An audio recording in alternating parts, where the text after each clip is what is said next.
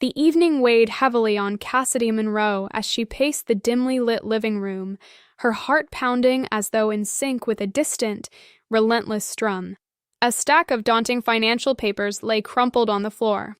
"Why, Barrett?" she questioned, her voice barely a whisper, but thick with emotion. Her husband, Barrett, sat hunched at the edge of their worn-out sofa, fingers entangled in his hair, staring at the ground like a man confronting the wreckage of his own making. The silence between them was dense, a formidable presence that filled the room. Despite the paper's bold print declaring their home at risk, Barrett offered no words of assurance or apology. His silence spoke louder than anything else, leaving Cassidy's mind spiraling with a storm of disbelief and betrayal. Cassidy, a dedicated nurse of 42, juggled her life between caring for her patients and raising two young children, Harper and Camden, aged 12 and 14. As the solid pillar of her family, she was accustomed to managing the everyday chaos of school drop-offs and exhausting hospital shifts, never doubting that Barrett had their best interests at heart. Their partnership, cemented over 15 years of marriage, relied on a delicate division of trust. Cassidy oversaw the day-to-day expenses, while Barrett handled the larger financial undertakings. Never once did she suspect he might hide something as monumental as mortgaging their house for a loan. It was while rifling through a chaotic mound of ignored mail that the truth unfurled. The logo from Summit Finance caught her eye, a name she knew all too well. The pit of her stomach dropped as she tore open the letter, revealing the unthinkable. Their home had been used as collateral without her knowledge. At first, Cassidy clung to the hope that a clerical error was to blame. The alternative was inconceivable, that Barrett, her partner, deliberately kept her in the dark. But as she pored over the documents, debt scrawled across the page like an inescapable reality, the truth clawed its way to the surface. Cassidy confronted him with a mix of desperation and anger, holding the papers out as if they were stained with betrayal itself. "Explain this," she urged, trembling as Barrett muttered, "It's not what you think." "Then tell me," she demanded, the fire in her voice cutting through the chill of fear. His throat worked silently, and he finally confessed, "I had no choice, Cassidy. I was caught in a difficult situation." A chill washed over her. His words triggered a whirlwind of realizations, missed family dinners, excuses for being absent at their kids' events. The pieces fit into a familiar pattern of deceit. "It's the gambling, isn't it?" she accused with a monotone clarity that cut through his flimsy defenses. His admission was like a bitter echo from the past. Years earlier, Barrett had slipped into a similar trap, squandering their money on college football games. Cassidy had forgiven him then, her love a force of blind optimism. But this time was different. The stakes were their home, the place they nurtured as a sanctuary for their children. "How much?" she pressed, each word steely as she demanded the truth. "About $100,000, he confessed, unable to meet her gaze. The weight of his defeat hung in the air between them. The enormity of the debt suffocated her. "You put everything at risk," she lamented, tears welling as she thought of what this meant for their kids. Barrett reached for her, but Cassidy recoiled, retreating from his touch, a line drawn in the sand. "I'll fix it, Cassidy." "I promise," he tried to assure her, but the words shattered like brittle glass in the silence of the night. As darkness enveloped their home, Cassidy lay awake, grappling with the gravity of Barrett's betrayal and the uncertain future that lay ahead. The weight of betrayal hung heavily in the air as Cassidy sat alone in the darkened room. The soft glow from the streetlights barely penetrated the curtains, casting long shadows across the walls. Her thoughts spiraled in a chaotic dance of anger, fear, and deep-seated hurt. How had they arrived at this precipice, with their home and future teetering on the edge of collapse? Barrett lay motionless on the couch, his presence a stark reminder of the trust that had unraveled between them. By the time the morning light sliced through the gloom, Cassidy had resolved to take matters into her own hands. She could no longer await a miraculous transformation in Barrett's actions. She needed control, for herself and for Harper and Camden.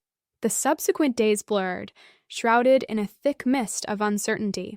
The couple existed in a state of uneasy coexistence, communication reduced to mere logistical necessities. Who would pick up the kids? Who would handle dinner? Yet beneath each interaction was the tumult of unspoken grievances and Cassidy's increasing discontent with Barrett's irresponsibility. For their children, life continued unchanged on the surface. Camden obsessed over constructing a winning science fair volcano, while Harper gleefully trained for her upcoming soccer championship. But Cassidy knew the facade couldn't last. Soon, they would notice their father's distracted demeanor, his inability to engage with their nightly routines and laughter. The strain reached a breaking point one quiet evening after the children had fallen asleep. Cassidy confronted Barrett, her voice quiet yet brimming with urgency. "Barrett, this can't continue," she stated, her gaze unwavering as it met his. "We need help." His habitual response, a promise to fix things, rang hollow. "No," she interjected sharply, her hand slamming onto the counter for emphasis. "You've been handling this, and it's gotten us here on the brink of losing everything."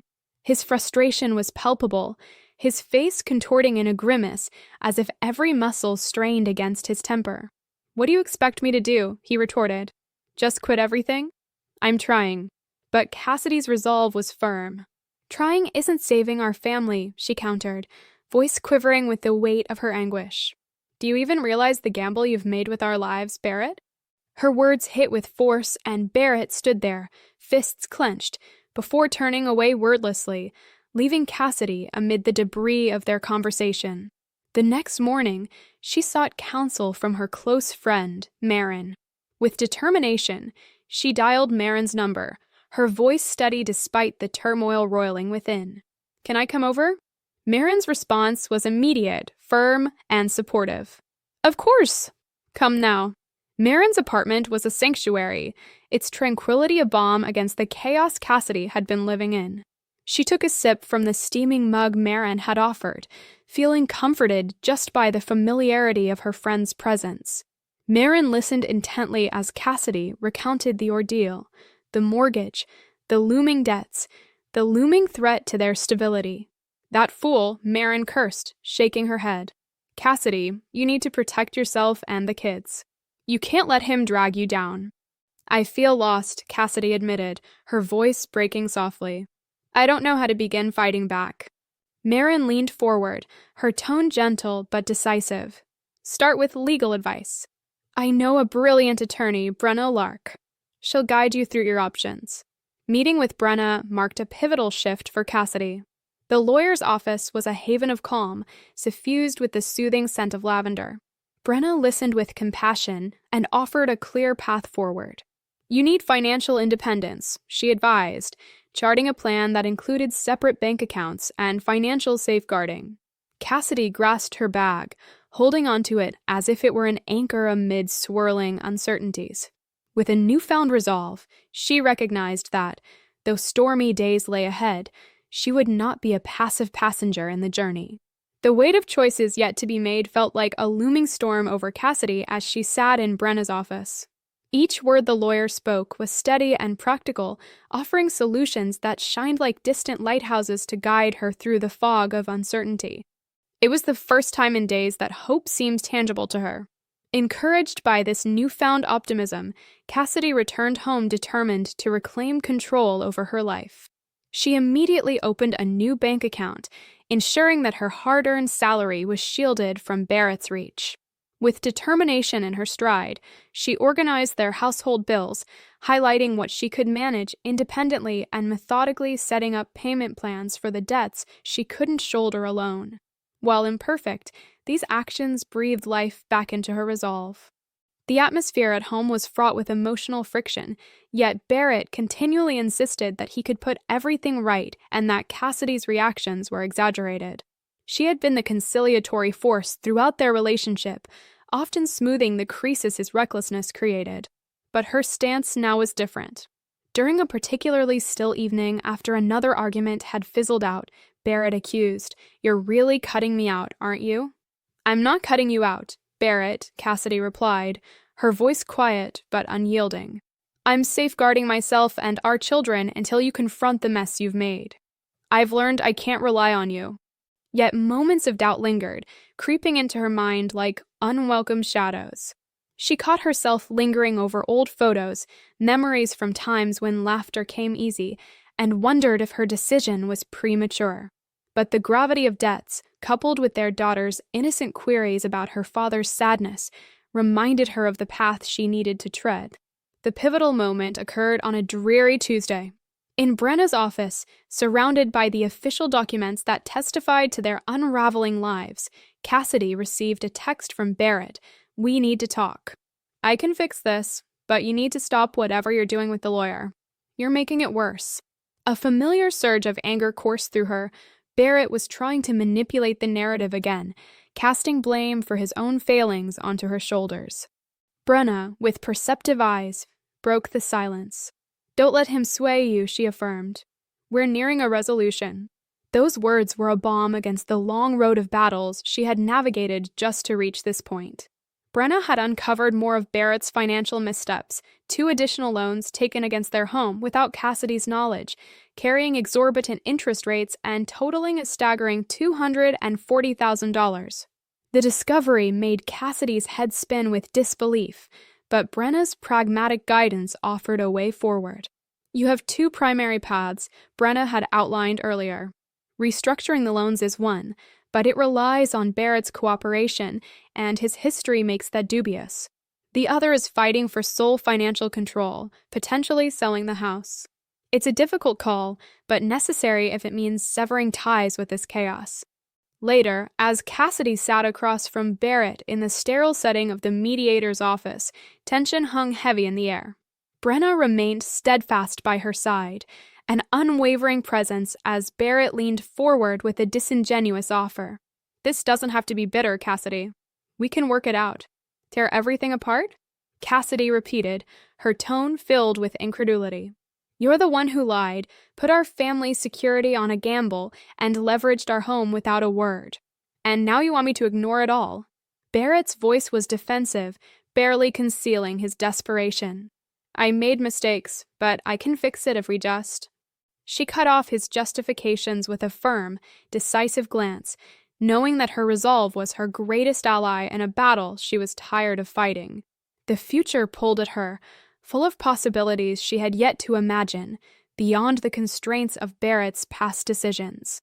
The confrontation in the mediator's office unfolded beneath fluorescent lights that flickered, revealing truths that had long been obscured.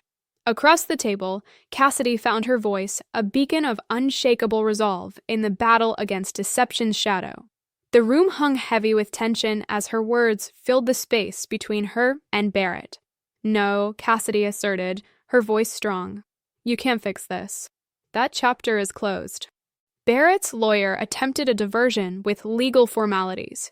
"We contend that Mr. Knox has a rightful claim," he began, his tone oily with customary assurance. But Brenna, Cassidy's steadfast attorney, sliced through his words like a steel blade. "What we have here is clear proof of misconduct," she interjected sharply. "These actions were reckless, endangering both the family's safety and stability." At this, Barrett shifted, his anger simmering beneath a gaze fixed with disbelief. "This is blown out of proportion," he retorted, frustration boiling to the surface. But Cassidy met his eyes without wavering. "What's disproportionate is your betrayal," she countered, her words laden with conviction. "I can no longer allow us to drown in your choices. I'm steering a new course for me and the kids, whether you're ready or not." The mediator, seeking resolutions, guided the dialogue back to solving the impasse. Ultimately, it came down to the family home, a once sacred sanctuary now tangled in the thorns of chaos Barrett had sown. "It's for the kids," Barrett pleaded, yet Cassidy saw through the guise. The house symbolized control, something she was prepared to relinquish. "I'm ready to sell," Cassidy declared, a wave of determination washing through her. "It's necessary for us to truly begin again." Shock flickered across Barrett's face. "You would sell it? After all these years, the kids' home?" "Yes," Cassidy responded resolutely. "Their future is what counts. I won't let anything jeopardize that again." The rest of the meeting unfurled in a haze of signatures and legal discourse. Emerging from the building, Cassidy felt an unfamiliar lightness as the burden of the past slipped from her shoulders. While the crowd hustled about the bustling streets, Cassidy reveled in the quiet victory that was hers alone. The victory was not marked by fanfare or the sound of triumphant notes, but it was victory nonetheless. Cassidy had secured sole financial independence, orchestrating a path to stability by negotiating the home's sale to clear debts, establishing a trust fund for the children with any proceeds remaining. It wasn't the conclusion she once envisioned, but the possibility of a fresh start filled her with gratitude. Their first evening in the small, but inviting apartment carried an air of both melancholy and renewal. As the kids slept in cozy rooms that, though modest, promised new beginnings, Cassidy settled on the couch. With a gentle exhale, she watched the city lights twinkle like stars against the velvet night. This wasn't home just yet, but it marked a new chapter without the shackles of previous mistakes. Gazing at the urban landscape, she found solace in leaving behind a house that had become a monument to past grievances. Though the weariness from weeks of intense conversations and soul-wrenching decisions lingered, Cassidy knew that real stability and love now lay within her grasp, unfettered by walls that once confined her spirit. At dawn, as the sun cast its first golden rays, her phone rang, the number familiar yet unwelcome. Despite an urge to reject the call, Cassidy knew she needed to face whatever came head-on. Cassidy, Barrett's voice filtered through, unusually gentle. "We're fine," she replied, her voice even, maintaining a distance. Yet his familiar tone tore through the resolve she had meticulously built. "I want us to start again," he proposed. Like a harsh wind against a weary traveler, his words struck Cassidy with the dull ache of a memory that refused to fade. A palpable weight lifted off Cassidy's shoulders as she listened to Barrett's plea through the phone's tinny speaker. The old patterns, her instinctual urges to fix, to mend, to make everything better for everyone else but herself, momentarily tugged at her heart. But the echoes of past deceptions, the lies that had woven themselves into the very fabric of their shared life, provided a necessary slap of reality. Her voice, now unwavering, cut through his desperation. "I can't do that anymore, Barrett," she stated firmly. "Please, Cassidy, I can change," he insisted, his tone colored with a familiar shade of desperation. "Then change," she replied simply, decisively. "But I'm moving on, with or without you." She ended the call, her hand barely steady as it cradled the receiver back onto its hook. This closure marked a turning point. She was no longer defined by the chaos he'd sown. That role, the fixer, was a chapter finally closed. Later, as Cassidy tucked her children, Harper and Camden, into bed, a profound gratitude filled her chest, despite the imperfections. The apartment, a modest space full of character, had become their oasis. Harper's rainbow artwork hung prominently in her room, a beacon of joy, while Camden, in his cozy nook, had already started filling his shelves with fantasies and fairy tales. In these small waves of change, Cassidy rediscovered herself, transforming along with her children, step by step. Settling into the familiar comfort of the living room couch, Cassidy let the weight of past months drift away like autumn leaves on a gentle breeze. The journey had been fraught with fear and self-doubt, setbacks and second guesses. But she stood tall, fought her battles for a future unmarred by past mistakes, and emerged victorious. Gone was the Cassidy who'd once been blindsided by papers found in the kitchen. Here was a woman who had embraced her own narrative. As the tranquility of the evening enveloped her, Cassidy understood she was writing a new story entirely. She drifted into sleep with peace, her dreams unburdened by the shadows of yesterday. In the coming months, as Cassidy embraced her refashioned reality, their home blossomed with warmth. Harper added vibrant murals to her wall, while Camden found solace in the sweet chaos of baking, delighting everyone with his treat-filled creations. Her professional life mirrored this growth. Inspired to achieve, she joined a nurse advocacy committee, even undertaking an advanced certification. No longer content to linger in the background, Cassidy's voice found strength in meetings, advocating for positive changes. A promotion loomed, once an unthinkable prospect, now a step she was prepared to take. The greatest transformation, however, was within Cassidy herself. For years, she had mistakenly measured her value by others' needs, wrapped herself in the role of the healer. But Barrett's betrayal was a revelation. Self-protection and setting boundaries were precedences she could no longer afford to ignore.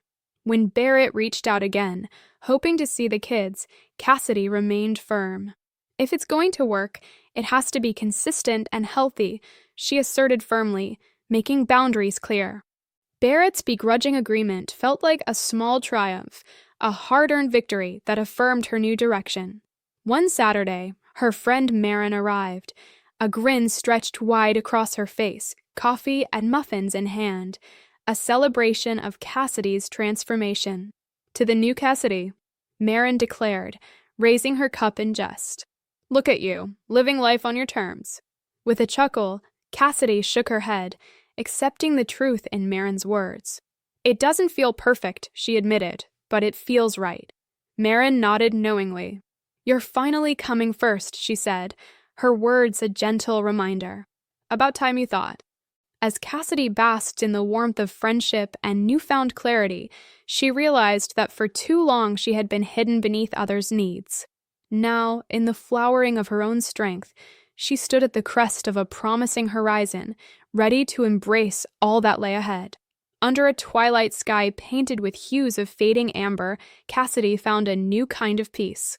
Sitting on her modest balcony, she cradled a glass of wine in one hand, the cool breeze of the evening brushing against her skin like a gentle whisper. Each sip was a quiet celebration of resilience, a toast to the strength she discovered within herself during the storm of upheaval. The reality she now embraced was a far departure from the scripted dreams she once held. Yet, it was precisely this unplanned journey that nourished a deeper sense of fulfillment. As the sun dipped beneath the skyline, casting a warm glow over Crestwood, Cassidy allowed herself to feel truly proud. Proud of the battles she had confronted and those she had wisely walked away from, steering her course with newfound conviction. Life, once fractured, began to weave into something vibrantly authentic, a life defined not by should-haves and unyielding expectations, but by truth and personal integrity. For too long, she had measured her worth by external metrics, but now Cassidy learned to trust in her own voice. She was creating a life that, although shadowed by imperfections, resonated with quiet authenticity.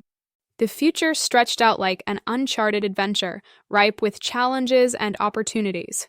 But for the first time, Cassidy felt equipped to tackle whatever might come. She was no longer merely surviving. She was rebuilding, shaping a future defined by strength and freedom. As stars winked into existence against the deepening night, Cassidy knew this wasn't just a new chapter, it was an entirely new book. Filled with hope and grounded by the lessons of her past, she felt an excitement for life she hadn't known was possible. If you've enjoyed this journey along with Cassidy, don't forget to show your support by liking the video and subscribing to our channel. This helps us bring more inspiring stories to you.